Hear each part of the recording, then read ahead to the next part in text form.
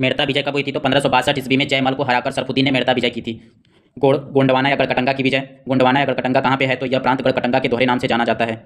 इसके दो मुख्यालय हैं, एक गढ़ था, दूसरा कटंगा था। गढ़ कहाँ पे है? चौरागढ़। यहाँ पे किसका युद्ध हुआ था? तो 1564 ईस्वी में आसम खान ने दुर्गावती को नरही एवं चौरागढ़ युद्ध में हराकर उसकी राजधानी चौरागढ़ जीत लिया था। दुर्गावती ने अपने किस मंत्री को अकबर के पास सलाह भेजा था? तो आधार कायस्थ को। मेवाड़ का अभियान कब हुआ था? मेवाड़ का अभियान 1567 से 68 के बीच में हुआ था। जब अकबर का मेवाड़ अभियान हुआ था उस समय वहाँ का शासक कौन था? महाराणा प्रताप का पिता उदय सिंह था। मेवाड़ की राजधानी कहाँ थी? चित्तौड़ की। उदय सिंह ने सार्वजनिक रूप से मुगलों को मलिन विदेशी कहा, यानी मुगलों को मलिन विदेशी किसने कहा था? तो महाराणा प्रताप के पिता उदय सिंह ने कहा था।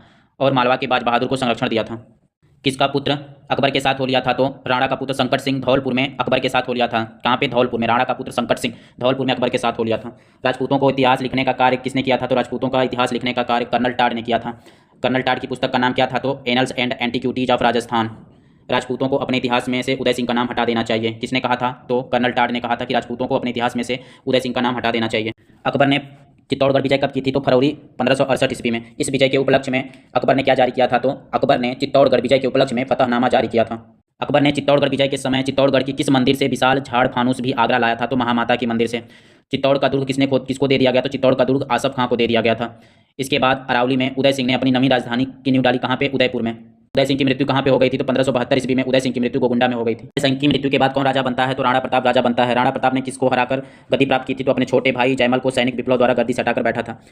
जयमल ने भागकर कहाँ शरण ली? तो जयमल ने भागकर अकबर के दरबार में शरण ली थी। अकबर ने जयमल को कहाँ की जागीर प्रदान की? तो जहाजपुर की। जयमल कौन था? मीरा भाई का चचेरा भाई था। उदय सिंह ने किसके अधीन चित्तौड़ को छोड़कर पहाड़ियों की ओर भाग गया था? तो जयमल और फतेह सिंह को अधीन चित्तौड़गढ़ को छोड़कर पहाड़ियों की तरफ भाग गया था। जयमल की धोखे से गोली मारकर हत्या किसने कर दी? तो अकबर ने कर दी थी। किसकी मां एवं पत्नी ने मुगलों से युद्ध करते हुए अपनी जान दे दी थी? तो जयमल ने। जयमल की पत्नी और मां ने। किसकी वीरता से प्रभावित होकर अकबर ने हाथी पर सवार मूर्ति आगरा किले के प्रवेश द्वार, जिसे दिल्ली दरवाजा कहा जाता है, पर स्थापित करवाया था? तो जयमल एवं फतेह सिंह की वीरता से प्रभावित होकर। आगरा के किले के प्रवेश द्वार पर हाथी पर सवार मूर्ति जो अकबर ने स्थापित करवाई थी उसको किसने हटवा दिया था? तो औरंगजेब ने हटवा दिया था। बंगाल और बिहार का सुल्तान कौन था जिसने अकबर की अधीनता स्वीकार की थी? तो सुलेमान करानानी था। रणथंभौर का किला कब जीता गया था? तो 1569 ईस्वी में बूंदी के हाड़ा राजपूत सूरजन राय से रणथंभौर जीता गया था। एकमात्र राजा कौन था जिसको अकबर ने वाद्य यंत्र बजाने की छूट दी थी? तो वह राजा था सूरजन राय। कहाँ का था? रणथंभौर का था। कालिंजर का दुर्ग कब जीता गया था? 1569 ईस्वी में। कालिंजर का राजा कौन था? तो कालिंजर दुर्ग का रीवा के राजा रामचंद्र थे। उसे मजनू खां काकसाल ने 1569 में हरा दिया था।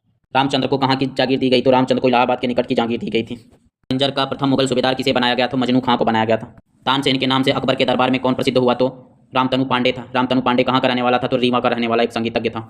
तो अकबर नागौर में था 1570 ईस्वी में। उस समय कहाँ कहाँ के शासकों ने आत्मसमर्पण किया? तो 1570 ईस्वी में मारवाड़ का शासक चंद्रसेन, बीकानेर का शासक राय कल्याण और जैसलमेर के शासक रावल हर राय ने आत्मसमर्पण कर दिया था।